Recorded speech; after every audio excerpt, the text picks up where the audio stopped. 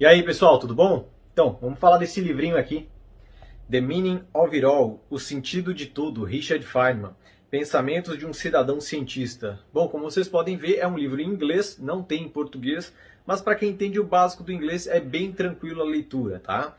Já falei do Richard Feynman aqui, já fiz review de um livro dele, já falei de um outro livro, que é a biografia dele. O Richard Feynman foi um físico ganhador do Nobel de 1965 pela eletrodinâmica quântica, e aqui é um conjunto de 3 palestras que ele deu em 1963. E como o título sugere, ele fala do sentido de tudo, literalmente. E aí as 3 palestras aqui, elas são intituladas A Incerteza da Ciência, e essa é uma parte muito bacana porque ele fala sobre a contemplação do mundo através da incerteza, né? Porque nós seres humanos temos muito essa necessidade de querer ter certeza das coisas. E ele fala de como é importante contemplar a incerteza do mundo, e principalmente no âmbito da ciência, porque nós devemos questionar tudo. Tudo que a ciência descobre nunca é uma certeza, mas é algo assim, bom, a probabilidade indica isso, mas nós não podemos dizer que nós estamos 100% certos disso. Então ele fala muito sobre essa contemplação da incerteza diante da ciência e como isso é importante para a própria vida. E é legal porque ele discorre aqui também sobre como a questão da incerteza não é para ser visto como algo ruim, porque a incerteza dá muito a questão de insegurança, mas ele diz a incerteza justamente como uma possibilidade de crescimento. Porque se eu não estou certo sobre alguma coisa, eu ainda tenho como ir atrás e tentar descobrir algo novo, eu tenho como aprender algo novo, né? Então essa primeira parte ele fala muito sobre isso, e é uma parte bem bacana. E aí na segunda parte ele fala da incerteza dos valores, e aqui é valores no sentido de valores morais. Então ele começa a questionar aqui o que a ciência de fato pode fazer pelos valores morais, pelas questões éticas, né? O que a ciência pode contribuir nesse sentido. Porque no mundo existem as coisas científicas, as coisas não científicas e as coisas pseudocientíficas. Então existe um ponto de que a ciência pode interferir nisso, mas em outras coisas a ciência não tem nada a ver, né? E ele reconhece isso aqui, essa limitação. Então ele faz um paralelo com a moralidade proveniente da religião, principalmente, e ele mostra que elas, na verdade, não são conflitantes, né? Na verdade, elas podem muito bem se somar. Então ele até menciona aqui a questão de que existem cientistas que são religiosos, acreditam em Deus, enfim, e eles conseguem conciliar perfeitamente isso com a vida científica. É claro, como ele menciona aqui, não é uma coisa exatamente fácil de ser feita, porque quando a pessoa está fazendo um experimento, ela precisa negar aquela crença, que não existe evidência, para o experimento e trabalhar com as evidências, né? Mas aqui ele fala justamente da incerteza desses valores morais, o que a ciência pode fazer por isso e como isso talvez pudesse mudar o mundo. O que são esses valores morais no final? Ele fala também um pouquinho da questão do governo, né? O que o governo pode fazer pela ciência, o que a ciência pode fazer pelo governo.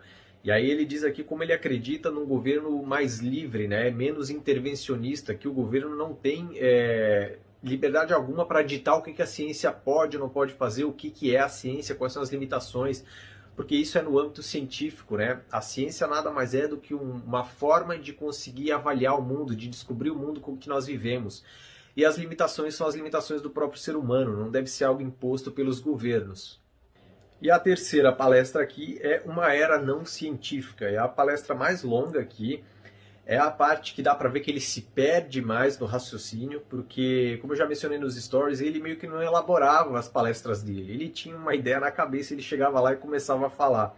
E aqui dá para ver um pouco isso, porque ele começa a engatar uma coisa atrás da outra e às vezes nem chega a terminar um raciocínio, de tanto que ele refletia sobre as coisas e como aquele processo de eu falo mais rápido do que penso, né?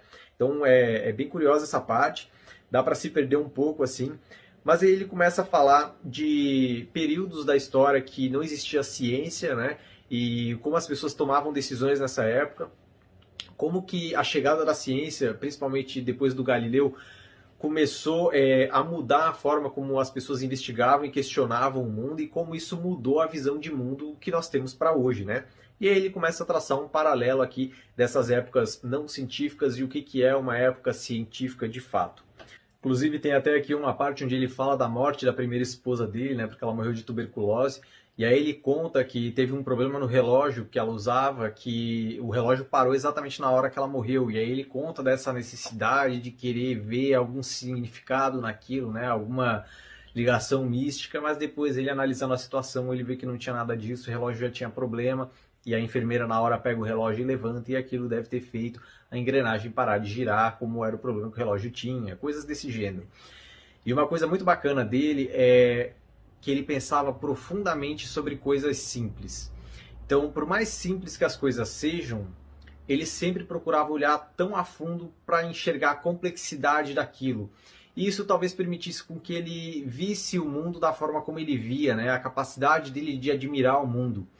Inclusive, certa vez eu postei nos stories um outro livro que eu estava lendo, que falava alguma coisa nesse sentido. Daí eu discorri sobre isso, de que o nosso senso de apreciação pelas coisas é diretamente proporcional à nossa compreensão sobre o tema. Então, quanto mais nós entendemos sobre aquilo, mais nós temos capacidade de apreciar aquilo.